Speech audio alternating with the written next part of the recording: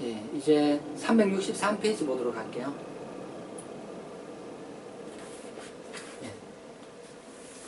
363페이지 보면은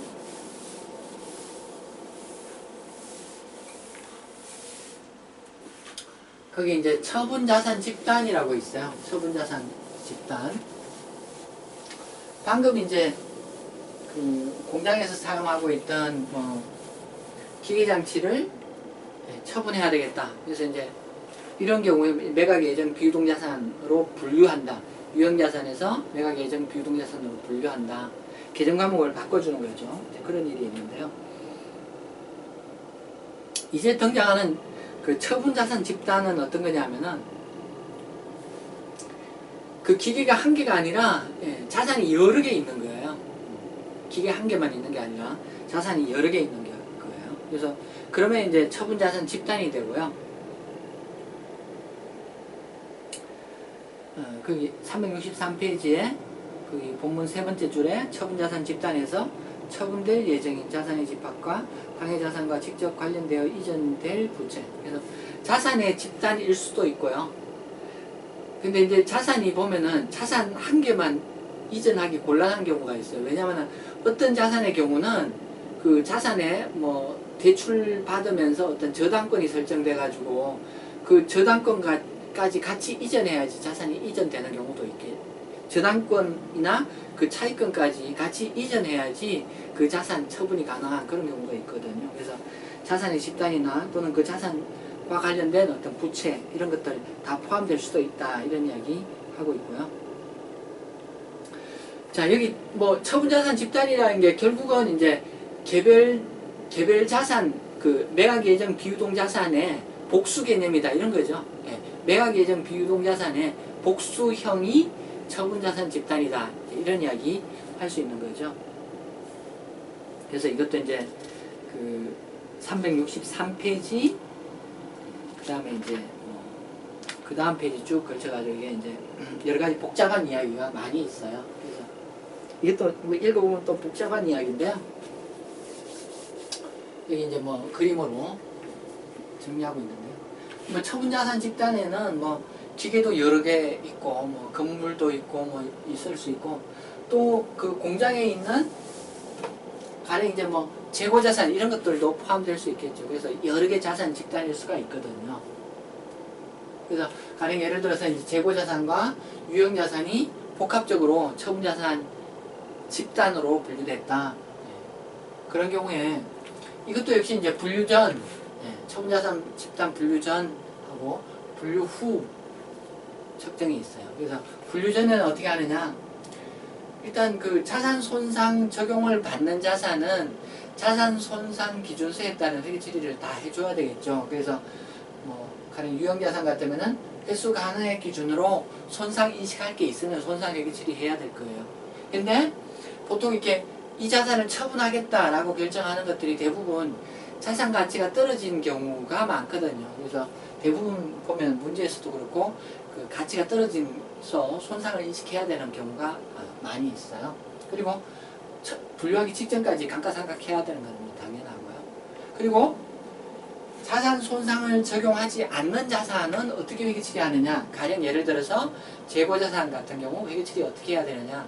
그거는 재고자산 기준서를 이 분류하기 직전까지 마지막까지 재고자산 기준서에 따른 회계 처리를 해줘야 되겠죠. 가령 재고자산 같으면은 가령 이제 그 저가법 적용해서 평가해서 혹시 장부금액보다 순실현 가능 가치가 떨어졌으면은 그 손상, 그 재고자산 평가 손실 뭐 이런 식의 회계 처리가 필요한 거죠. 그래서 자산 손상에 적용을 받는 자산은 지금까지 설명된 방법, 그리고 그거 외에 나머지 자산은 각각 해당 기준서에 따른 회계 처리, 이런 회계 처리가 필요한 거고요.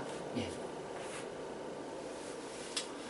자, 그리고 이제 분류 후에는 어떻게 하느냐? 뭐 분류 후에는 뭐 가령 이제 그 자산 손상을 적용받지 않는 자산은 하던 대로 쭉 하는 거죠. 하던 대로. 가령 이제 뭐 이전에 하던 대로 재고자산 계속 이렇게 하는 거죠. 뭐 유형자산 같은 거는 어떻게 하느냐?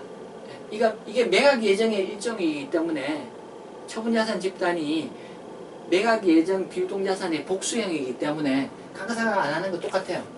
예, 강가상각 안 하는 거 똑같아요.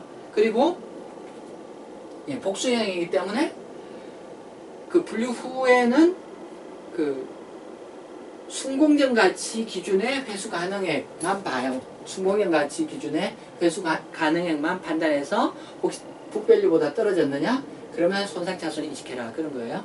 이게 지금 그 매각 예정 비유동자산은 더 이상 사용 안 하기 때문에 사용 가치는 측정하면 난센스죠. 그렇게 이제 되겠습니다. 결국은 앞에서 설명한 거하고 뭐 거의 같은 개념이 되겠죠.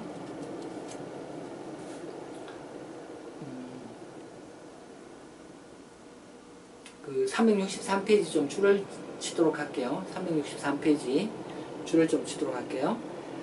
자, 분류하기 전은 뭐 쉬운 이야기고, 자, 양으로 B에 매각 예정 분류한 후 측정에 대한 이야기가 있어요. 분류한 후 측정이 있어요. 예. 거기에 하나, 둘, 셋, 네 번째 줄부터 줄 치도록 할게요. 매각 예정 비유동자산은 더 이상 감가상각하지 아니한다. 그러나 매각 예정으로 분류된 처분자산 집단의 부채와 관련된 이자와 기타 비용은 계속 인식해야 한다.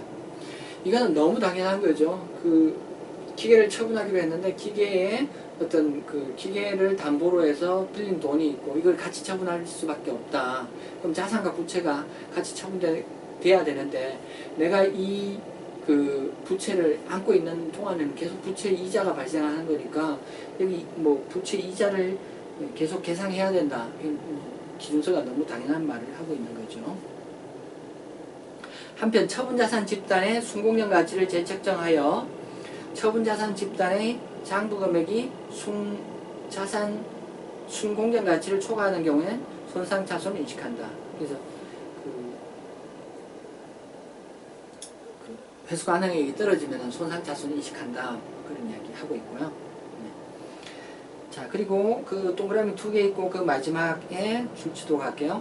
처분자산 집단의 순공정 가치가 증가하면 손상차손 환입을 인식한다. 환입으로 인식할 금액은 다음의 1의 금액으로 하되 2의 금액을 초과할 수 없다. 이렇게 돼 있어요. 그래서 동그라미 1 보면은 이익으로 인식할 금액은 처분자산 집단의 순공정 가치 증가 금액 중에서 그 타 기준서 적용 자산과 부채에 의해 인식한 금액을 제외한 금액. 그래서 순공정 가치 증가 금액, 요 그 손상을 적용하는 자산에 대해서 가치 증가한 것을 인식한다. 두 번째, 그런데 과거에 인식하였던 손상차손 누계액, 얘를 초과해서는 안 된다. 이거 원가 모형에 그 뭐 유형자산, 무형자산 등에 대한 손상차손 나중에 회복될 때 회복하려면은 그 과거에 인식했던 손상차손 그 금액하고 같은 범위, 그게 맥시멈으로 손상차손 환입이 인식된다. 그런 이야기죠. 364페이지에 케이스 7이 있습니다. 네, 케이스 7을 보도록 할게요.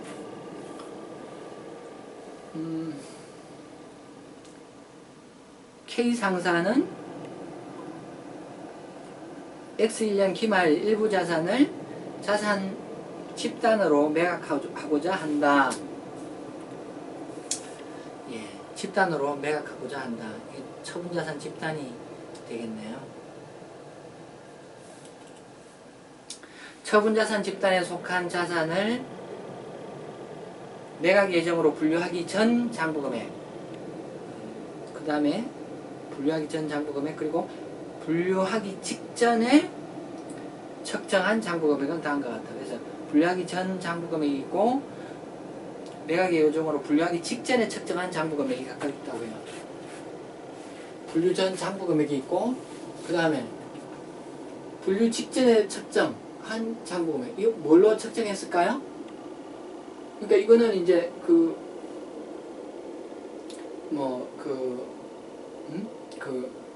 기준서 다 적용해가지고 해당되는 자산마다 기준서 다 적용해서 측정한 거죠. 정상적인 상황에서 인식해야 돼. 가령 이제 자산 가치가 손상으로 떨어졌다 그러면 이제 회수 가능액 기준으로 측정을 장부 금액보다 회수 가능액이 떨어지면은 회수 가능액으로 측정해 놓은 예, 그런 식으로 자산별로 이렇게 측정한, 또는 재고 자산 같으면은 뭐 혹시 그 장부 금액보다 순실현 가능 가치가 떨어졌냐? 그럼 떨어진 금액으로 지금 이거 떨어뜨려 놨죠. 이거 뭐 순실현 가능 가치가 떨어져 가지고 장부 금액을 적합법으로 다운시켰다는 거죠. 그리고 지금 이제 그 매각 예정으로 뭐 자산을 많이 파니까 이렇게 가치가 떨어진 것들이 여러 개 있나 봐요. 그래서 아직 안 배운 건데 뭐 이런 자산도 가치가 떨어졌다 이렇게 나와 있고요.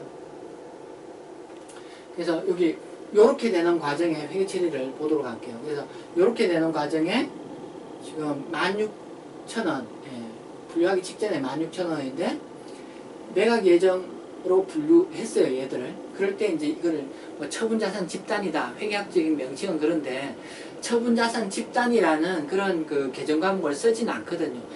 처분자산 집단도 그 재무제표에서 쓰는 용어는 매각 예정 비유동자산이에요. 그래서 매각 예정 비유동자산이라는 말이 좀 더 이렇게 보편적인 말로 생각하시면 되겠어요.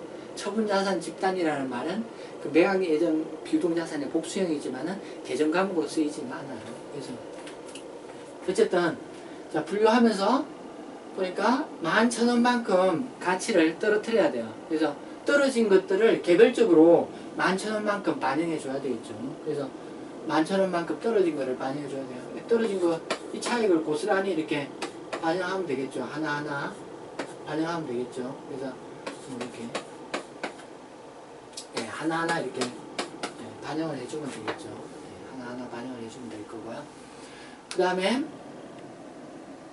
그래서 이제 유형자산, 재평가 모형 유형자산 600원 떨어뜨린다. 그래서 600원을 떨어뜨려야 되는데 이거 과거에 OCI 플러스 금액 인식한 게 있었어요. 그래서 그 금액만큼 OCI 마이너스 금액, 이게 이제 예, 이 OCI 마이너스 금액을 이제 이렇게 예, OCI 마이너스 금액을 350 반영해주고 나머지 손상차손 인식한다. 예, 손상차손 인식한다. 그 다음에 또 뭐가 떨어졌나요? 재고자산 떨어졌네요. 그래서 재고자산 200원 떨어졌기 때문에 재고자산 떨어뜨리면서 평가손실 200원 인식한다. 그리고 여기 이제 금융자산이 300원 떨어졌어요. 그래서 금융자산을 이렇게 떨어뜨리고 이렇게 손실에 대한 회계처리를 한다. 이렇게 있는 거죠. 네. 이런 회계처리를 하면 되겠고, 그 364페이지 제일 아래쪽에 보도록 할게요. 364페이지 제일 아래쪽에 보도록 할게요. 매각 예정으로 분류된 시점에서 처분자산 집단의 순자산 순공정 가치는 13,000원으로 측정되었다. 자, 이걸 이제 분류하기 직전에는 그 분류 전에 그 해당되는 기준서에 따라서 설정을 했더니 이렇게 됐더라. 그래서 장부 금액을 이렇게 수정해 주면 되겠다는 건데, 분류 전 회계 처리가 있는데 이제 분류 후 보니까, 분류 후에 보니까 얘가 13,000원이라는 거예요. 그럼 분류 후에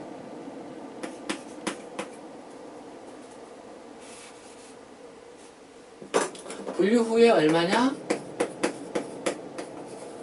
이거 다 한 게 13,000원이라는 거예요. 요거 1,100원 떨어진 거는 지금 여기 요렇게 지금 반영을 했죠.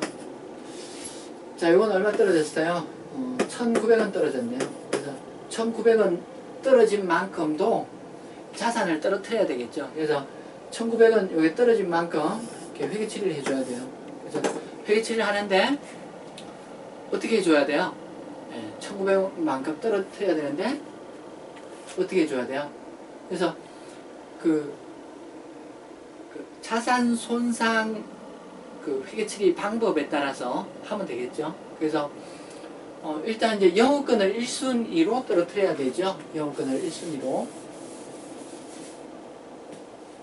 그래서 영업권을 1순위로 떨어뜨려요. 그래서 1,900원을 떨어뜨리는데 영업권을 1순위로 떨어뜨려요. 그래서 얘를 1,500원 떨어뜨리고요. 나머지 400원 떨어뜨려야 되죠. 400원 떨어뜨려야 돼요. 그래서 400원 떨어뜨리는데 400원을 어디에 배분할 것이냐. 400원을 어디에 배분할 것이냐.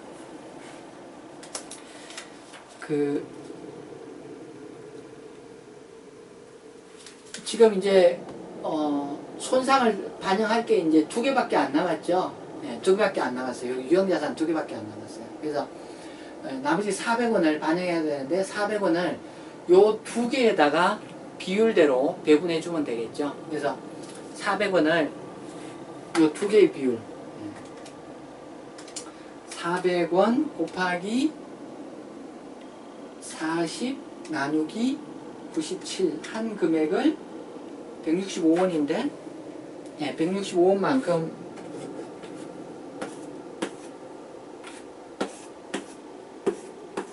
165원만큼 여기에 반영해 주고요. 400원의 나머지 금액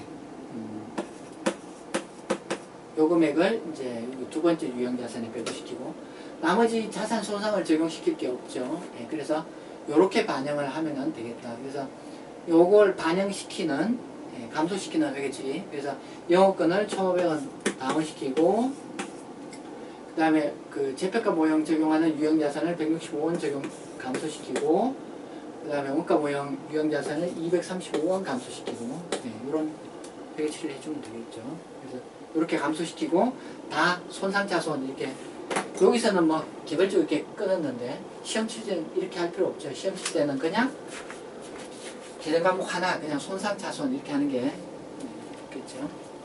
이건 교과서니까 이해하기 편하게 이렇게 한 거고요. 자, 그렇게 했고 그래서 뭐 이게 지금 좀 전에 방금 설명한 거를 다시 뭐 똑같은 이야기인데 앞에서 했던 거 똑같은 이야기인데 똑같은 이야기인데 그래서 이제 분류하고 났다. 그래서 처분자산 집단 즉 매각예정 비유동자산의 복수형이 됐다. 그럼 어떻게 하느냐? 혹시 이게 그 가치가 회수 가능액이 떨어지면은 이거를 손상차손으로 인식해라. 그럼 손상차손은 어떻게 인식하느냐? 영업권을 1순위로 떨어뜨리죠. 그리고 나머지 이제 그 손상을 적용하는 자산에 반영을 하면 되겠다. 혹시 이후에 가치가 올라갈 수도 있겠죠. 그래서 가치가 올라가면은 영업권은 증가시켜서는 안 된다. 나머지 자산들에 반영해 줘야 된다. 그런 이야기.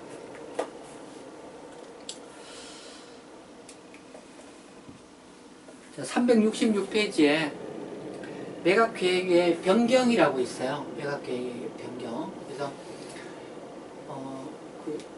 이 자산들을 처분해야 되겠다 이렇게 마음먹었는데 뭐 경영상황이라는 게 항상 이렇게 변동적이죠. 뭐 잘 될 것 같아서 이렇게 투자를 많이 했더니 여러 기업들이 이렇게, 경영기업들도 역시 투자를 많이 해서 이렇게 산업에 공급에 잉여가 생겨가지고 가치가 떨어지는 일이 있다든지 또는 예측과 달리 뭐 반대 상황도 생긴다든지 여러 가지 일들이 있는데 매각 예정 비유동으로 분류를 했지만은 시간이 지나가지고 이렇게 경영진이 마음을 바꾸면 먹는 그런 경우도 생길 수 있겠어요. 그래서 그런 경우에는 그 금액을 다시 수정해서 매각 예정 비유동 자산에서 다시 이제 유형 자산 등으로 얘를 다시 재분류해 줘야 되겠죠.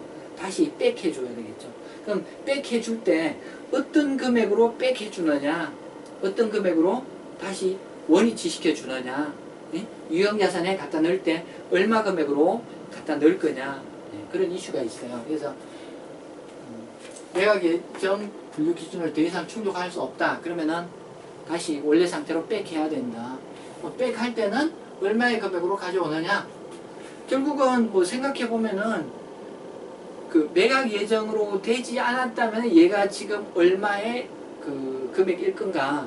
가령 뭐 이렇게 삼각을 쭉쭉쭉 해가지고 얘가 얼마의 금액으로 와 있는 그 금액 생각해야 될 거고요. 그래서 그 금액으로 백하는 게 타당하겠지만은 혹시 요번 해에 손상이 발생해서 이게 그거보다 가치가 좀 떨어졌을 수도 있겠다 이런 상황이 있겠죠. 그래서 그 두 가지를 생각하면 되겠다는 거죠. 그래서 매각 예정으로 분류하지 않았다면 현재 뭐 감가상각 쭉 해가지고 지금 얼마에 와 있을 거냐 그 금액 그리고 혹시 원래 그 손상이 발생했을 수도 있기 때문에 그 회수 가능액 그래서 둘 중에 작은 금액으로 인식하면 되겠다는 거죠.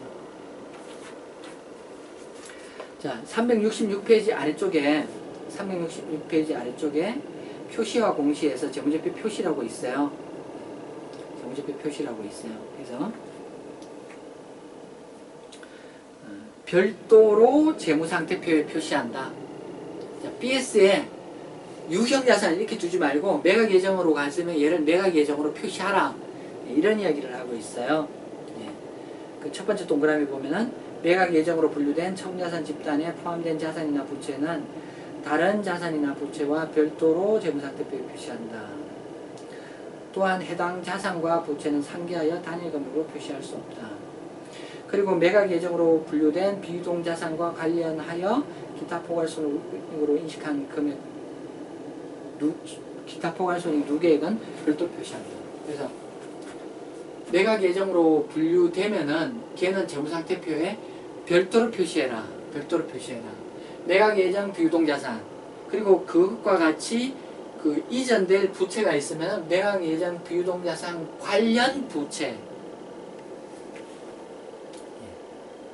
그 다음에 그 혹시 이게 뭐 재평가 모형 적용하는 자산이면은 자본에 기타 포괄손익 누계에게 뭐 재평가 잉여금 이런 게 있을 수 있죠. 그래서 그 자본 얘와 같이 없어질 자본도 별도 표시해라 이런 이야기 하고 있어요. 자, 이거를 367페이지에 이그젬플 4에서 보도록 할게요. 이그젬플 4를 보면은 X5년 기말에 자산의 일부 및 직접 관련된 부채를 처분하기로 하였다. 이러한 처분은 매각 예정 분류 기준을 충족하며 다음과 같이 두 가지의 처분 자산 집단으로 구성된다. 그래서 뭐 예를 들어서 1공장에서도 처분할 게 여러 가지가 있고 2공장에서도 처분할 게 여러 가지가 있어요. 그래서 뭐 자산도 있고 부채도 있고 이렇게 있을 때 표시를 어떻게 하느냐. 표시를 자산은 자산별로, 부채는 부채별로, 자산과 관련된 자본이 있으면 걔는 또 자본에서 별도로 이렇게 표시한다는 거예요. 그래서 자산 다 합해가지고 별도로 표시한다는 거예요. 그래서 얘를 매각 예정 비유동자산이라고 이렇게 표시한다는 거죠. 부채도 다 묶어서 매각 예정 비유동자산 관련 부채라고 또 이렇게 별도 표시한다는 거예요. 그리고 혹시 뭐 이거 매각 예정 비유동자산과 관련한 자본 과목 그런 게 남아 있다. 예를 들어서 뭐 이런 게 있다. 이러면 자본에서도 얘를 또 이렇게 별도로 표시한다는 거예요. 그래서 매각 예정 비유동자산은 유형자산에 그냥 두느냐 그게 아니라 별도로 매각 예정 비유동자산이라고 별도로 한 줄로 표시한다. 한 줄로 표시한다. 부채도 한 줄이다. 자본도 한 줄이다. 자산과 부채를 퉁치면 되느냐? 그거 안 돼요. 자산 별도, 부채 별도 이렇게 각각 표시해야 된다. 그런 이야기 되겠어요. 간단한 이야기죠.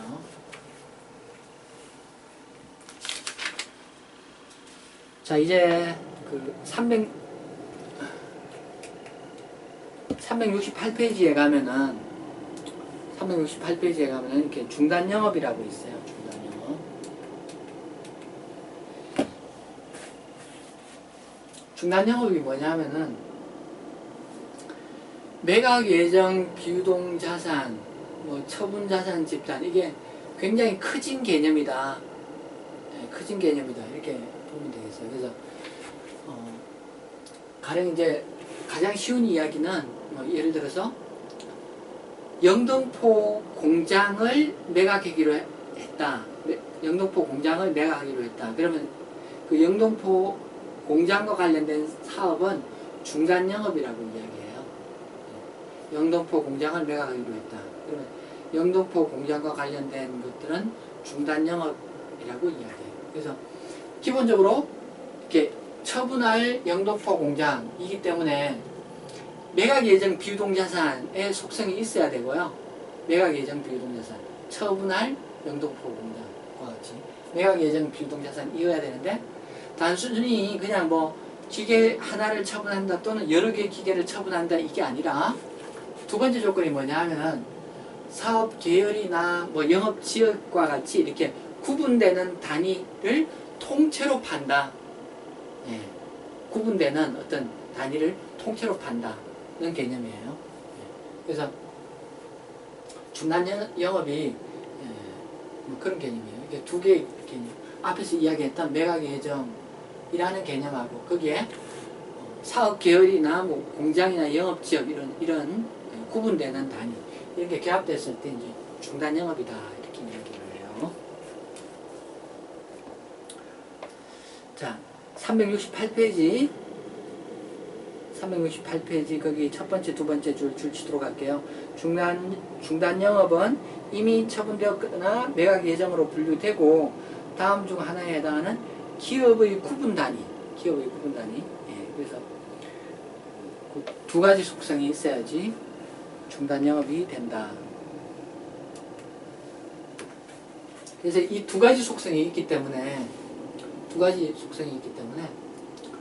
이게 지금 매각 예정이죠. 매각 예정. 기본적으로 중단 영업이라는 게 매각 예정이죠. 그래서 매각 예정은 어떻게 한다고 했어요? 예, 매각 예정은 얘를 이제 BS에 별도로 표시하는 거죠.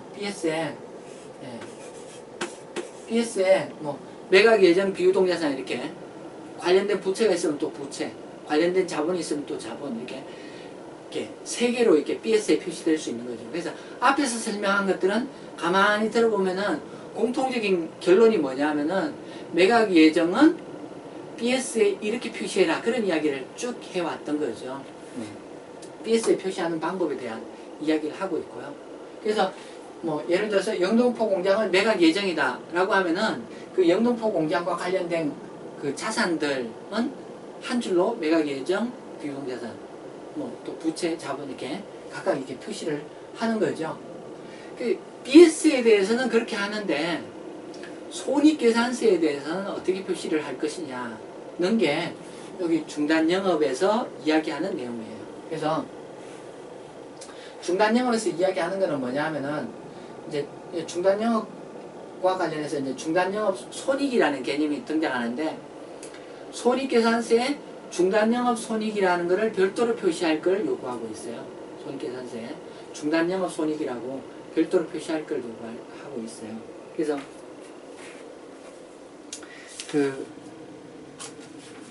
뭐 미리 370페이지를 한번 보도록 할게요. 네, 370페이지를 보도록 할게요. 거기 이 예가 어떤 거냐 하면은 이제 공장이 세 개 있어요. 뭐 왕구 공장, 신발 공장, 가발 공장 이렇게 세 개 있어요. 근데 이 중에 가발 공장이 계속 마이너스가 나가지고 가발 공장을 팔기로 결정했다는 거예요.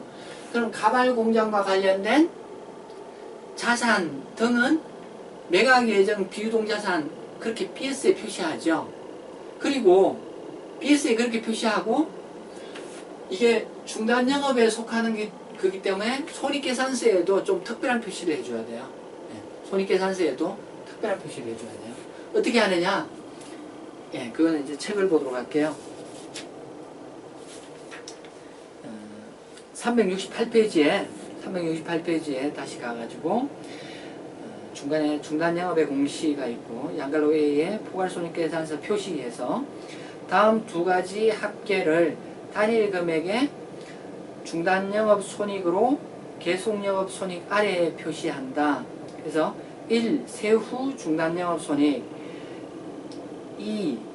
중단영업에 포함된 자산 등을 순공정 가치로 측정함에 따른 세후 손익 이 두 가지를 중단영업 손익이라고 표시하도록 하고 있어요. 자, 여기 이젠플에서 그래서 가발 공장을 처분하기로 했다. 그러면은 그 가발 공장 매출하면 이 회사 매출이 얼마예요? 450이죠. 근데 매출액 해서 450 이렇게 표시하지 않고 계속될 공장 두 개에 대한 거는 지금까지 배웠던 방법으로 얘들을 이렇게 표시를 하는데 그래 여기 이제 350 이렇게 표시하는데 자 가발 공장은 더 이상 공장을 운영하지 않고 처분하기로 했다라고 하면은 얘는 이렇게 표시를 하지 않고 얘 손익은 다 퉁 쳐가지고 얼마예요? 36, 마이너스 36이라는 숫자죠. 그래서 요 마이너스 36이라는 숫자하고 예, 요 마이너스 36이라는 숫자하고 그 다음에 이게 폐기될 비유동 자산이기 때문에 거기서 그 자산 손상을 측정되는 수가 있겠죠. 그래서 자산 손상으로 인한 그 손실, 예, 손상 자손 발생 금액, 두 개의 합한 금액을 여기 중단 영업 이익 또는 손실을 이렇게 표시하도록 되어 있어요. 그리고 여기 중단 영업 손익은 세후 금액으로 표시하도록 되어 있어요. 그래서 손익계산서가 중단 영업이 있는 경우에 어떻게 되냐면은 손익계산서가 법인세 비용 차감 전 손익이 있고, 법인세 비용 차감 전 손익이 있고, 그리고 법인세 비용이 있고, 보통의 기업이면은 법인세 비용이 있고 그 밑에 당기 순이익 이렇게 표시되죠. 보통의 기업이라면은. 그러나 중단 영업이 있는 경우에는 여기까지 해서 계속 영업 이익 이렇게 표시돼요. 그 계속 영업 이익은 뭘 의미하느냐?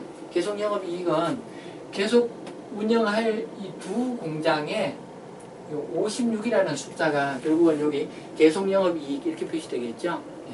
그리고 이 가발 공장은 더 이상 운영하지 않고 처분할 거기 때문에 이 가발 공장의 세후 손익, 그리고 가발 공장의 손상 차손, 자산 가운데 장부 금액보다 가치가 떨어진 게 있느냐? 떨어진 거를 손상 차손 인식해라. 그런데 세후 금액으로 손상 차손 인식해라. 그래서 이 두 가지가 합해가지고 여기 중단 영업 손익이라고 이렇게 온다는 거예요. 이렇게 넣으라는 거예요. 그래서 중단 영업 손익이 이렇게 오고요. 그래서 계속 영업 이익과 중단 영업 이익 두 개를 합해서 단기 순이익 이렇게 표시하게 되겠어요.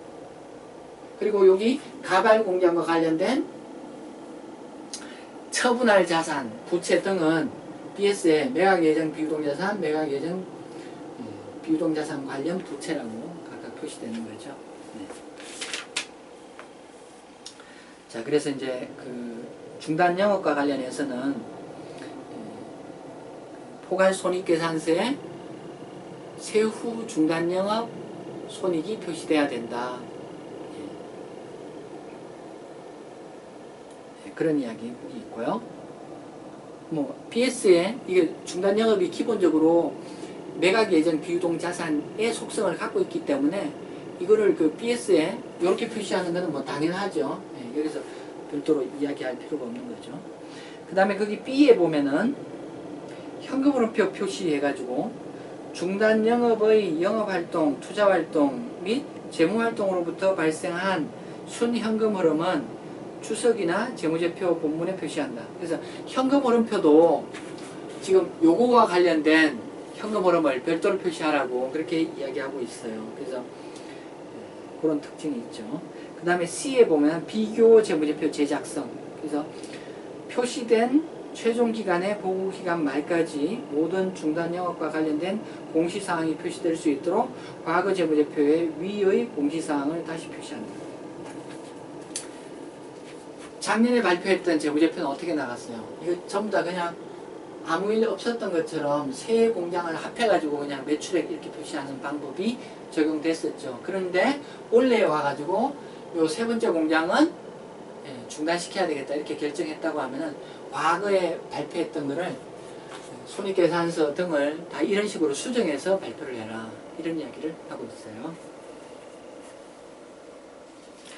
369페이지 케이스 8을 보도록 할게요. 그래서 케이스 8을 보면은요, A 회사의 X1년도 부문별 정보는 다음과 같다. 그래서 1. 중단 영업 결정 전 부문별 손익이 있고요. 그 다음에 갈로 2에 보면은 가발 부문 중단 및 매각 결정. X1년 말 회사는 지속적인 손실이 예상되는 가발 부문을 매각하기로 결정하였다. 가발 부문의 비유동자산 및 부채는 각각 다음과 같다. 한편 토지 및 특허권은 각각 원가 모형을 적용하였다. 그래서 그 가발 부문의 토지 특허권, 장기차익권, 퇴직부채 이런 것들이 장부 금액이 있고, 거기 이제 부채는 해당 사항이 없지만은 토지, 특허권 이런 것들은 공정 가치가 거기 표시되고 있고요. 사용 가치는 뭐 생각할 필요가 없겠죠. 지금 이게 사용 가치는 생각할 필요가 없을 것 같고, 왜냐하면 그 회수 가능액을 순공년 가치 기준으로 계산을 해야 되니까. 한편 토지와 특허권을 처분할 경우에 거래 수수료는 공정 가치의 10%로 예상된다. 그 회수 가능액을 순공년 가치 기준으로 계산하는데, 순공년 가치를 처분 부대 원가 10% 감안해서 90%로 계산하라고 하고 있어요. 그러면은 보면은 토지 순공년 가치, 공정 가치 50, 그리고 처분 수수료가 10% 예상된다고 이야기하고 있어요. 그러면은 순공년 가치는 얼마예요? 순공년 가치는 얼마예요? 예. 처분 수수료가 공정 가치 10%라고 이야기하니까 여기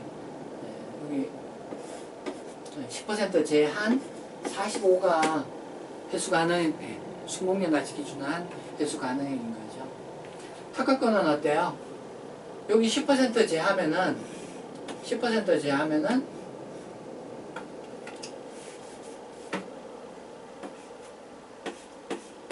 이런 숫자가 순공년 가치죠.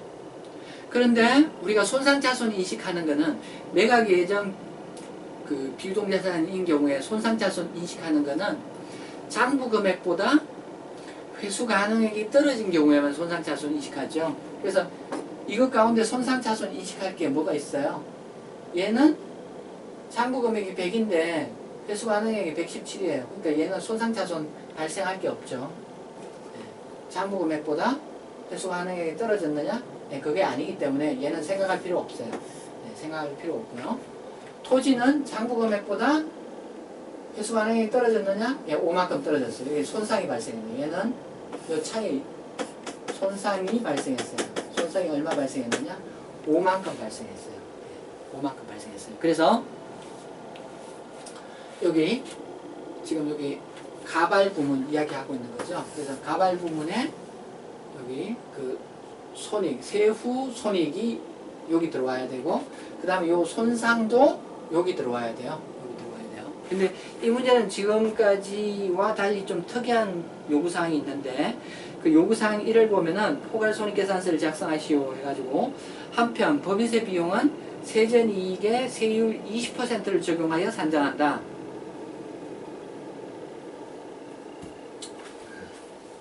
그럼 이거 다시 계산해 줘야 되겠네요. 그래서 여기서부터 다시 생각하면 되겠어요. 그래서 지금 20% 적용해서 지금 요 세전이익에 20% 적용해서 지금 세금을 계산한 거죠.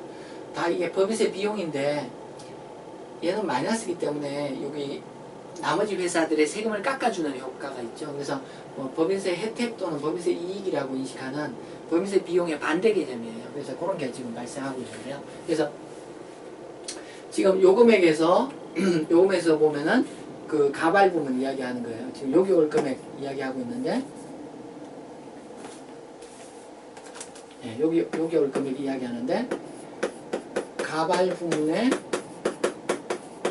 세전이익이 얼마냐? 마이너스 45죠. 마이너스 45고, 그 다음에 손상이 얼마냐? 자산 두 개 가운데 손상 인식할 수 있는 거는 토지예요. 손상이 5만큼 발생했죠. 그래서 가발 부문에 그 세전 금액이 50이라는 거고, 그러면 법인세를 얼마 계산해 줘야 돼요? 법인세 비용이 아니라 법인세 이익이 될 텐데, 법인세 이익이 여기 50에 10%인 법인세 이익이 10원 계산이 되고요. 그래서 세후로 40의 금액이 세후 중단 영업 이익이다, 이렇게 이야기할 수 있죠. 그래서 요 40을 여기 반영해 준다는 거예요. 40을 반영해 준다는 거예요. 요 숫자 찾기가 그렇게 쉽지가 않아요. 요 숫자, 이게 뭐 충급회계를 여러 번 봐야지, 요 부분을 여러 번 봐야지 지금 요 40이라는 숫자를 찾을 수 있거든요. 이게 앞에서 배웠던 손상차손 개념까지 여기 다 들어가 있기 때문에, 그래서 지금 요 숫자하고 손상이 어디서 발생했느냐, 여기서 발생했다. 요만큼 발생했다. 그래서 요 숫자하고 세전이익하고 손상차손하고 두 개에 대한 텍스를 고려해서 세후 금액을 뽑아서 얘를 중단영업이익, 세후 중단영업이익이라고 하고 여기 표시한다는 거죠. 여기 손익계산서를 마저 그려보면은 여기 매출액은 두 공장에 대한 게 여기 들어가고, 그 다음에 기타 원가와 비용에서 여기 280이 마이너스 될 거고, 그럼 이게 세전이익이 플러스 70의 금액이 될 거고, 70에 대해서 20% 적용해서 14의 금액이 법인세 비용이 되고, 그래서 계속영업이익이 56이 되고, 중단영업이익은 마이너스 금액이죠. 손실이죠. 손실.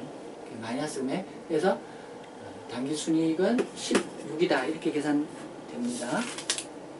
네, 16 그렇게 계산되는 거죠. 네. 예, 그래서